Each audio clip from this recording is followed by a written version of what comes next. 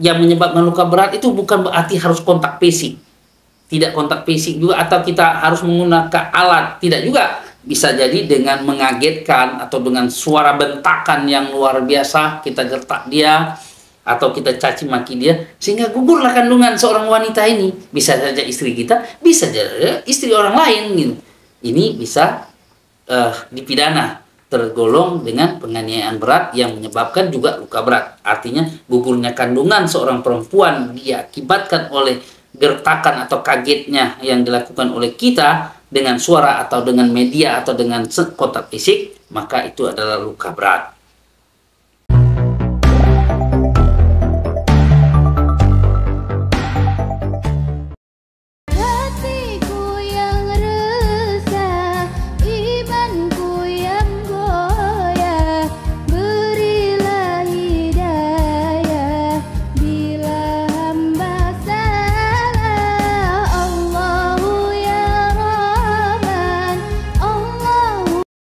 Assalamualaikum warahmatullahi wabarakatuh.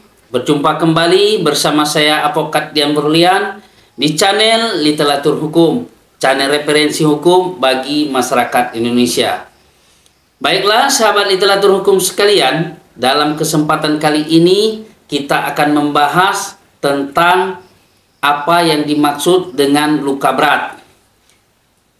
Namun sebelum kita membahas tentang apa yang dimaksud dengan luka berat di dalam salah satu beberapa pasal tentang tindak pidana, ada baiknya sahabat literatur hukum sekalian dukung channel ini dengan cara subscribe, like, komen, and share video-video dari literatur hukum. Dan ingat, aktifkan lonceng notifikasinya agar sahabat literatur hukum sekalian tidak ketinggalan info-info menarik dan terbaru dari literatur hukum. Baiklah sahabat literatur hukum sekalian, di mana judul kita kali ini tentang luka berat di dalam tindak pidana. Nah, ini merupakan request dari salah satu subscriber kita menanyakan, Pak Dian, apa yang dimaksud dengan luka berat dalam pasal 351, 353, 354, dan 335? Nah, yang dimaksud oleh pasal 351 khususnya ayat 2 yang menyebabkan kematian tentunya bukan sekedar orangnya babak belur, bukan orangnya luka-luka, mungkin luka bacok 20 atau 3 atau 2 atau 1 yang sangat berbahaya, bukan sekedar itu. Nah, sesuatu luka walaupun kecil tapi menyebabkan seseorang itu tidak bisa melakukan aktivitasnya sehari-hari atau menjalankan profesinya atau menjalankan jabatannya. Nah, apa contohnya? Contohnya luka berat yang kelihatannya ringan tapi di dalam tindak pidana tergolong luka berat, yaitu mungkin bagi musisi yang pemain gitar atau gitaris, luka atau putus jari telunjuknya sehingga dia tidak bisa menjalankan profesinya atau menjalankan pekerjaannya sebagai gitaris, sehingga dia tidak bisa bermain gitar lagi, itu sudah tergolong luka berat. Nah, kemudian suatu tindakan yang menyebabkan matinya atau gugurnya kandungan itu juga termasuk luka berat. Jadi yang namanya luka berat ini tidak sekedar babak belur, itulah pada intinya. Nah, kemudian kita berkaca ya, atau kita bersandar kepada pasal 90 KUHP buku ke-1, itu menjelaskan secara detail apa yang dimaksud dengan luka berat dalam tindak pidana.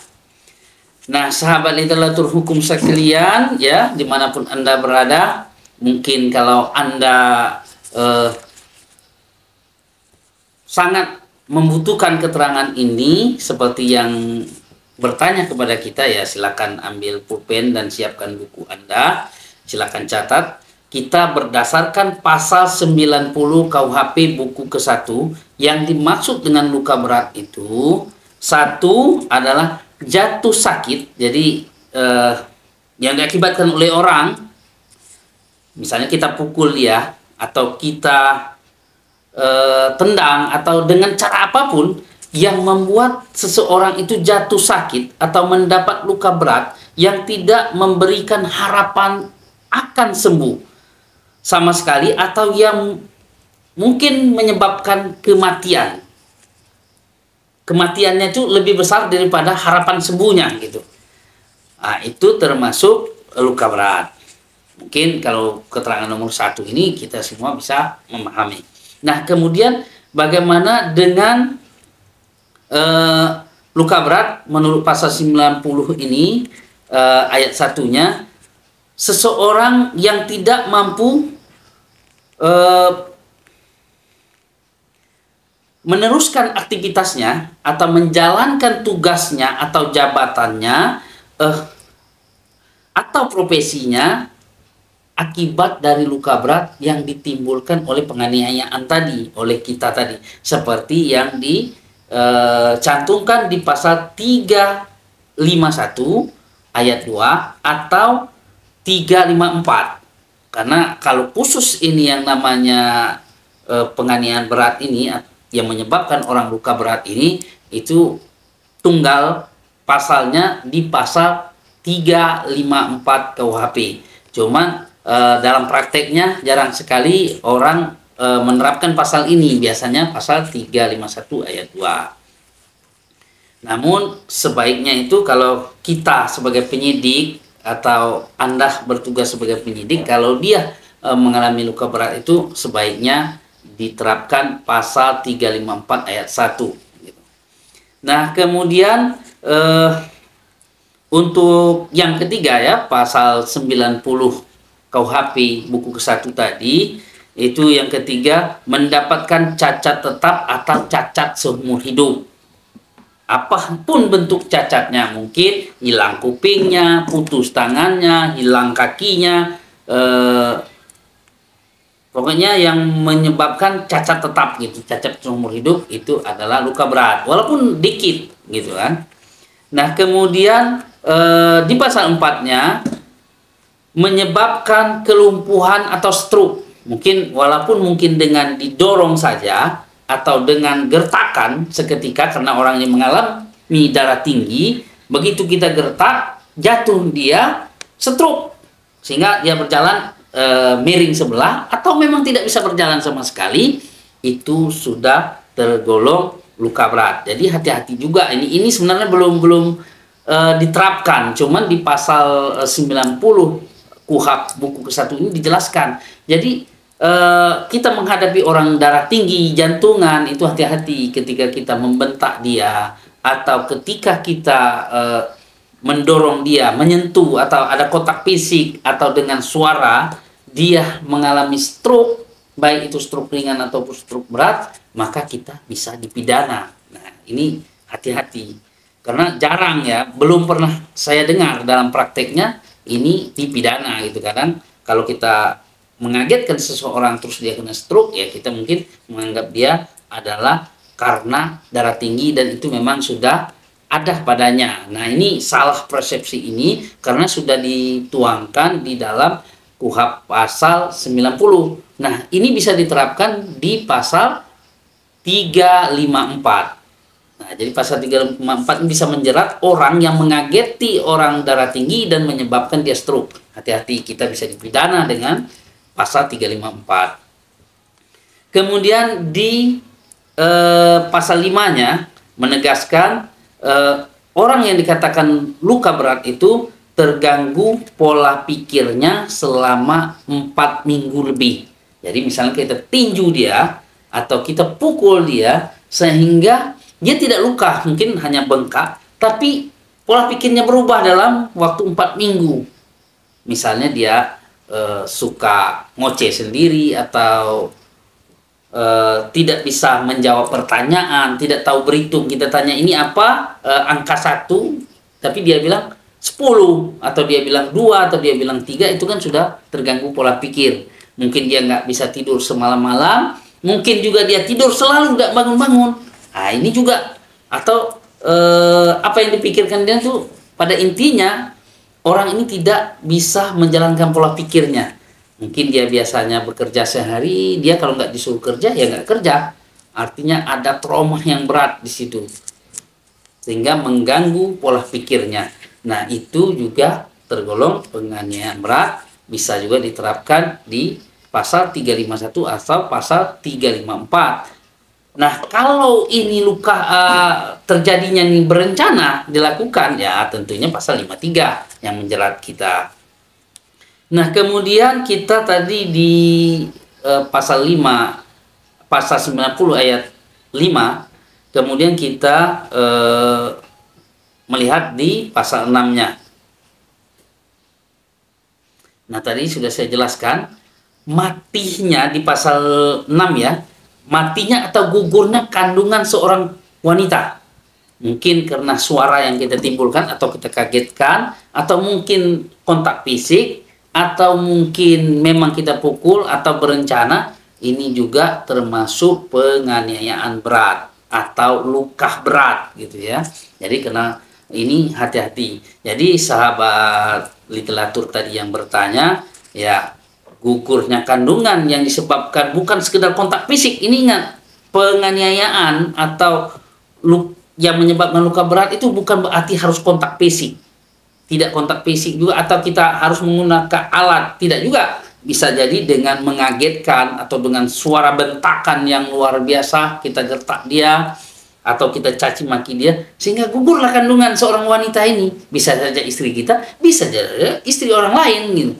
Ini bisa dipidana, tergolong dengan penganiayaan berat yang menyebabkan juga luka berat. Artinya gugurnya kandungan seorang perempuan diakibatkan oleh gertakan atau kagetnya yang dilakukan oleh kita dengan suara atau dengan media atau dengan kontak fisik, maka itu adalah luka berat. Nah, kemudian yang terakhir di pasal 90 yang ketujuh, yaitu hilangnya panca indera. Nah, panca indera ini salah satunya penglihatan. Nah, yang mungkin jarang, kalau penglihatan mungkin kita, udah memang luka berat, itu dia buta. Nah, mungkin juga kalau rasa, misalnya dengan pukulan kita tadi, dengan kontak fisik sama kita, sehingga dia tidak memiliki penciuman lagi, indera penciumannya udah hilang. Mungkin hidung kita tonjok, ini juga luka berat.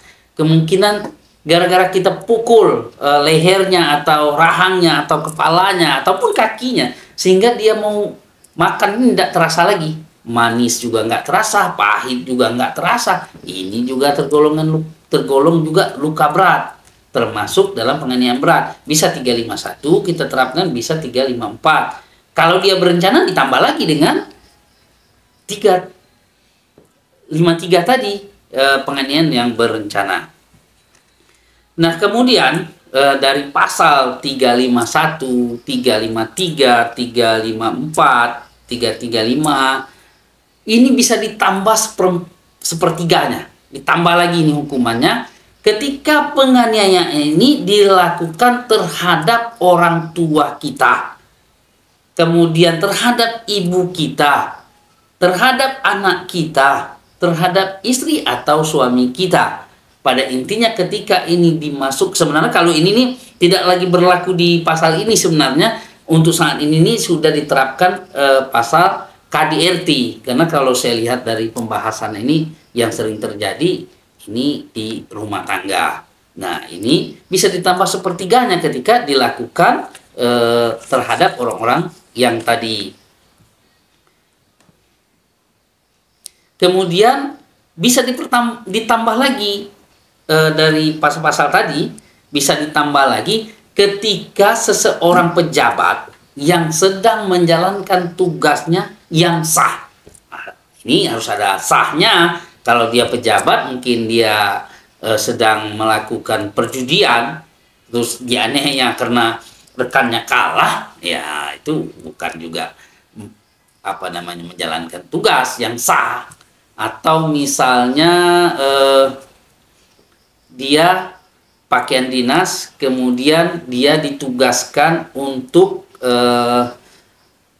katakanlah patroli, tapi ternyata dia tidak patroli, tapi melakukan penangkapan yang tanpa surat perintah. Nah, ini juga tidak sah tugasnya. Artinya orang yang melakukan ini, korbannya ini atau pelakunya tidak bisa ditambah, dia tetap kena pidana.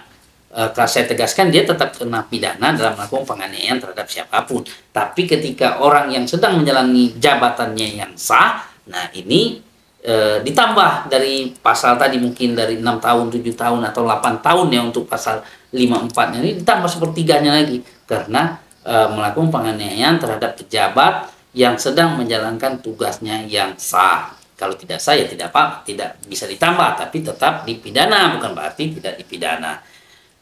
Nah, kemudian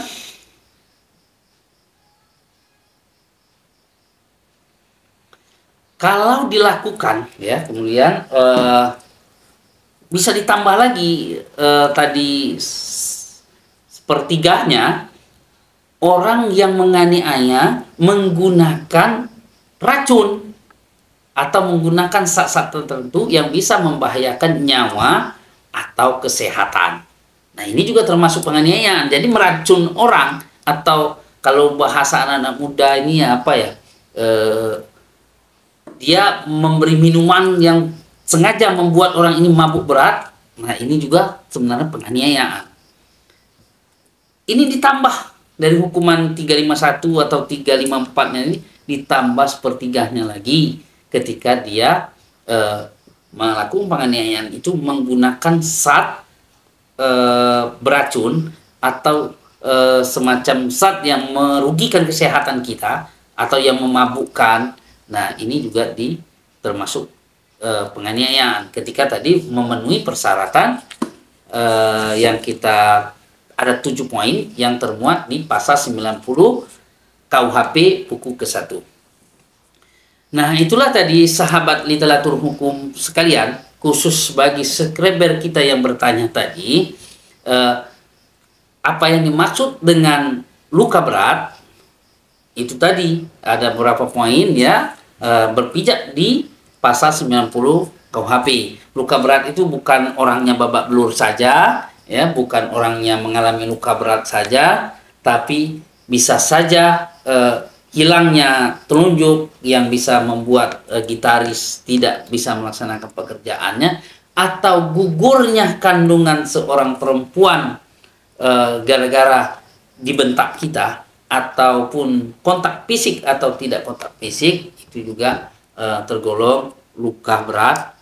Kemudian orang yang hilang akal selama 4 minggu berturut-turut gara-gara kontak fisik dengan kita, atau dengan bentak, atau dengan apapun ancaman kita, itu juga termasuk luka berat. Nah, yang jarang terjadi ini kita lihat ya, orang yang dibentak atau dikagetkan, orang penyakit jantung dan orang stroke ini, apabila gara-gara dikagetkan kita dia masuk rumah sakit, itu juga luka berat. Apabila gara-gara bentakan kita atau ancaman kita atau kagetan dari kita, maka itu dia stroke, baik itu stroke ringan atau stroke berat, itu juga tergolong dengan luka berat. Jadi bukan sekedar luka ya, tapi untuk pastinya sahabat literatur hukum sekalian dimanapun Anda berada, termasuk sahabat saya yang tercinta tadi yang memberikan pertanyaan sangat bagus dan sangat menarik, yaitu tentang luka berat di dalam tindak pidana. Bisa langsung cek di pasal 90 buku ke-1 KUHP. Cek saja, karena saat ini kan sudah dunia dalam genggaman, dunia digital. Anda tinggal ketik aja pasal 90 KUHP buku ke-1, teng keluar, ada 7 poin di situ. Jadi tadi juga sudah saya jelaskan secara detail ya tentang luka berat tadi. Jadi yang agak aneh itu kalau kita misalnya hilang mata, luka sekarat, itu sudah jelas ya, secara umum kita menyatakan itu adalah luka berat. Tapi yang membuat kita pertanyaan dari sahabat saya ini, saya rasa itu tadi ada 3 poin. Mungkin putusnya jari telunjuk yang untuk seorang gitaris sehingga tidak bisa menjalankan profesinya, kemudian gugurnya kandungan seorang perempuan, baik itu karena kontak fisik atau tidak, atau dengan kaget atau dengan ancaman suara atau bentakan, itu juga luka berat. Kemudian orang yang hilang pola pikirnya atau akalnya selama 4 minggu berturut-turut juga, ya. Kemudian orang yang kena stroke tadi, kita gara-gara suara kita, gara-gara ancaman kita atau kontak fisik kita. Nah, itulah sahabat literatur hukum sekalian, ya, pertanyaan telah saya rilis di konten ini. Kalau ada pertanyaan-pertanyaan berikutnya terkait dengan luka berat ini atau terkait dengan hukum secara umum, silakan ditulis di kolom komentar di bawah ini. Insya Allah pasti akan saya jawab.